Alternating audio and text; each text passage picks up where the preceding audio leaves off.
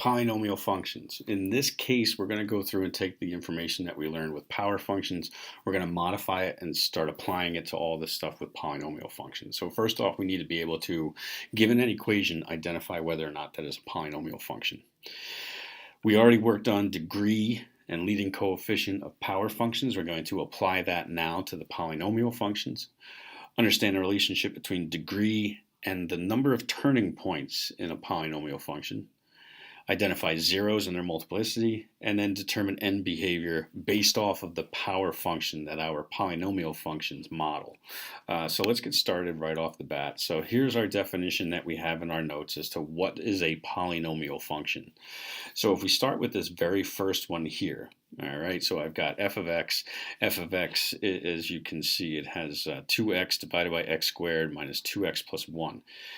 Here's my definition, if you will, of, here's my definition of what a polynomial function is. So this right here just means anything that I can write in this form is going to be a polynomial function.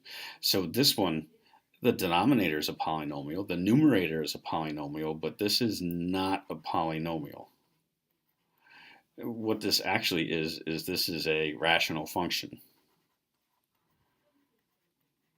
So I'll just put it in parentheses. We're not really focused on that right now, but this is a rational function.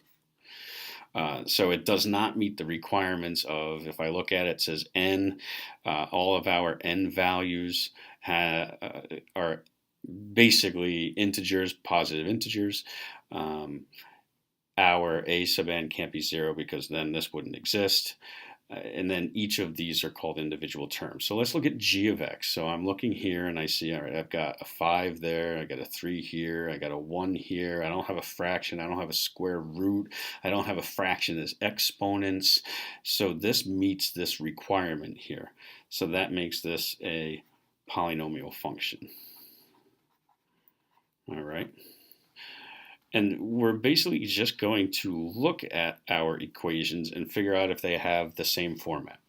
So if I look at this, I see x squared minus x to the negative 1. Hold on. This part right here, that negative 1, all of our exponents have to be positive integers. All right. That's a negative integer, so therefore right off the bat, this makes this not a polynomial. And we're not going to worry about what it is at the moment, but it's just not a polynomial. Again, it's just identifying whether it has all the parts. I do want to go back to this one since this one is a polynomial function. I want to talk about its degree. So the degree of this function, this is a 5th degree polynomial function. And we know that because of the exponent. So this is a 5th degree. We don't worry about this exponent. We don't worry about this one. We don't worry about any of those. It's just the highest exponent. So it's a 5th degree polynomial function. And we'll talk more about what that means in the next couple of slides. Determine the following for this function f of x, where it's x to the 4th minus x cubed minus 7x squared plus x plus 6. I have the graph over here, even though the graph may not always be available for what we're doing, but I'm just going to put the arrows at the end. As you can see, this is a function that moving from left to right, it's decreasing from negative infinity until it hits negative 1, then it's increasing until it gets to 1, decreasing until it gets to, I can't really see it, it looks like... It looks like negative, a little more than 5, or sorry, I take that back. It's up here, about 2.5, and then it's increasing from 2.5 to infinity. All right, so what is the degree of this function? And again, that comes from what is this exponent? So the highest exponent, so there's 4, there's 3, there's 2, there's 1, then there's none. So this is a 4th degree polynomial function. Okay, let me erase this here so that we can have our space back. What is the power function with the same end behavior? So this is a 4th degree polynomial equation, which means if we remember from our power functions, 4th degree, 6th degree, 8th degree, 24th degree, any of them with an even value, they're going to go in the same direction. So I kept my graph over here so you can see what it's going to model for its end behavior. I basically ignore all of this. All right, I don't worry about what this is down here. I'm only concerned with as x gets large in the negatives, what's happening? As x gets large in the positives, what's happening? Okay, so then my power function, and I like to use capital letters. Does it really matter? No. But this is just for our particular example, since this is f of x, we'll say that the power function is capital F of x is equal to x to the 4th. It's the first term. So whatever that first term is, that's what we're going to end up using. All right, so let me get rid of this again. Okay, and then the next part of that question says, what's the end behavior? In other words, as x gets large, what's happening?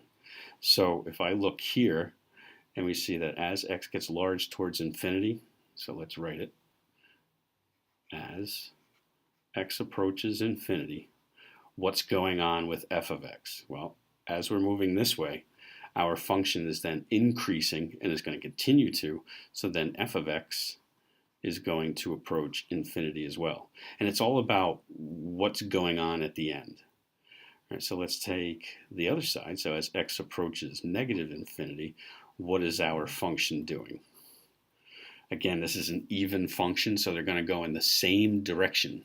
So as x goes to positive infinity, the function goes to positive infinity. As x goes to negative infinity, the function is moving to positive infinity. Number of turning points. Now this one I can get, and actually let me go through and get my eraser here so I can get rid of this guy again. All right, so the turning points. I can see the turning points. There's a turning point here, there's a turning point there, and then there's the last one here. I don't want to have to graph this each and every time just to determine what it is and how many there are, but the maximum number of turning points, I'm just calling TP right now because I don't have a lot of room, is going to be the exponent minus 1, or the degree of the function minus 1. So then that means in this case, the maximum number of turning points we would have, and I'll just put it over here, max of 3 turning points.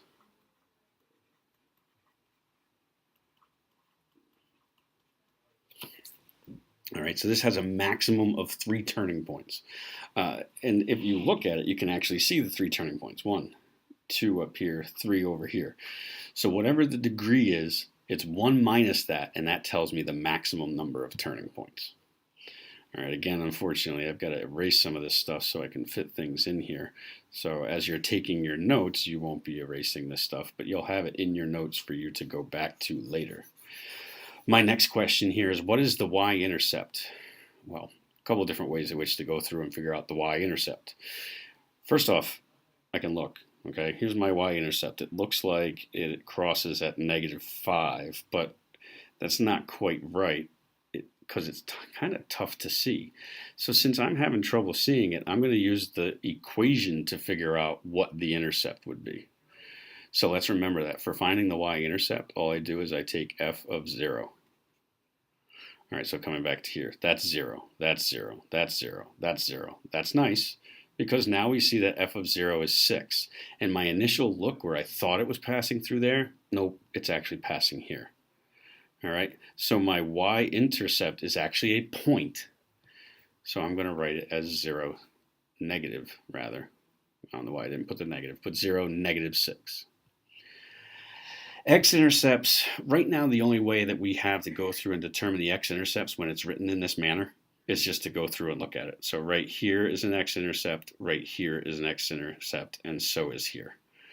All right, and so that's the only way with the way that this is currently written that I can figure out what the x-intercepts are. All right, so this one looks at, it's at -2, so we have an x-intercept at -2, 0.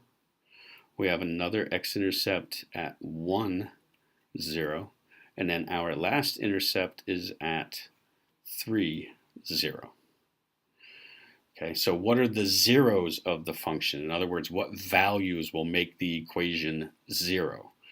So in this case, what are the zeros of the function? -2, 1, and 3. These are the x-intercepts. Notice they're different than the zeros of the function. Multiplicity. Okay, so in our lesson that we have that's on Canvas, we talked about multiplicity. And multiplicity just means how many zeros do I have at that location? So again, let me go through and we will delete these dots here.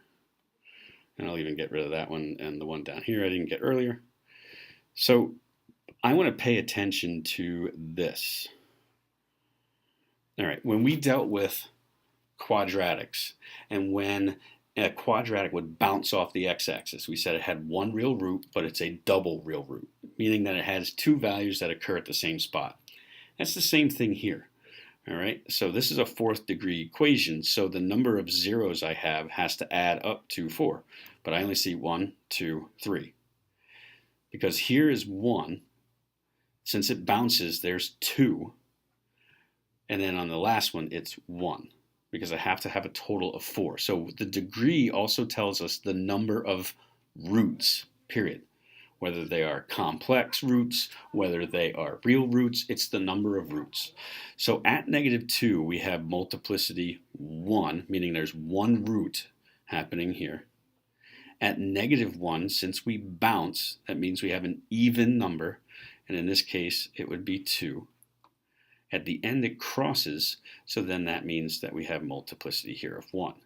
And again, all these things have to add up to whatever the degree is. 1 plus 4 plus 1, try that again. 1 plus 2 plus 1 is going to give us 4. All right, so let's now do one without all of the graph to the side. But I did make it set up so that we had everything already factored out. Okay, everything's already multiplied out. Factored out. To figure out the degree of the function, it's whatever the exponent would be for the first term. I don't want to go through and multiply all this stuff out. All right, because this is going to be one of those things. I'm going to have to cube this, then I'm going to have to multiply by this after I cube it, then I'm going to have to multiply by -2x afterwards. So I want to take a look at what the exponents are. So this is a first degree exponent here because there's nothing written, so there's 1.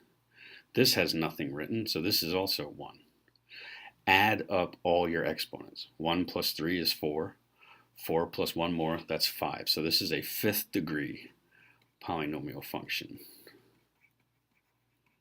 All right, so again, what did I do? I took a look at all the exponents and I just added them all together. All right, and again, all the exponents for the variables. All right, so I need a power function with the same end behavior and then describe the end behavior. I got a lot more room on this case. So now, all right, we know that this power function, which I'll call capital F of x, I need my leading coefficient, which if I look at it, -2x is going to be multiplied by an x cubed when this is all multiplied out, and by an x when that's all multiplied out. So now I'm going to have then -2x to the fifth. All right, so let's just get an idea of what the power function would look like. All right, so it's a fifth degree, which means it is an odd, which then means they're going to go in opposite directions. Okay, so this is just going to look like an x cubed, basically. So they go in opposite directions. Then I have the negative in front, which means not only are they going in opposite directions, but now we need to reflect. So then normally I would do this to deal with an x to the fifth. But since it has the negative, we're going this way and rather quickly. So our end behavior, as x approaches infinity, so as I'm moving this way, my function is decreasing. So it's going to go f then of x is equal to -infinity. As x approaches -infinity, so from here, if I'm going further and further this way, then my function is going to continue increasing. So then this means that f of x is going to, sorry, that's supposed to be an arrow, is going to approach positive infinity. All right, then we start talking about turning points. Remember that we talked about it before. The maximum number of turning points is going to be 1 less than the degree. So that means the maximum number of turning points, 4. All right. The y-intercept. To go ahead and calculate the y-intercept, I have to put zeros in for all the x's. So if I put a 0 in for x here, then that's going to give me 0 times, you know what, I don't really care, I don't really care. Why don't I care? Because the first one is 0. 0 times who cares times who cares, because 0 times anything is going to be 0. So there's my y-intercept. Now I got to take a look at my x-intercepts. The x-intercepts are going to come from these, which are already factored, which makes my life a lot easier. So again, my y-intercept was 0, 0. Well, if 0, 0 is a y-intercept, 0, 0 is also an x-intercept. Here, taking a look at this already being factored, that means that my next 0 is at 1, 0. And my last one is going to be at -3, 0. So what are the zeros of the function? In other words, what are x going to equal? Well, 0, 1, -3. And again, it's just what the values are from my intercepts. The multiplicity of each. So I go back up to the equation. This is 1. Okay, so the multiplicity here for this one is 1. The multiplicity for 1 means it happens 3 times. So there are 3 zeros that are as a result of this value. And then the last one is 1. Now at all of these spaces, the graph will actually cross the x-axis. Okay? If they're odd, like this, so odd, the graph crosses the x-axis. Even, we'll just say it, the book likes to say touches. I'm just going to say that it bounces off the x-axis.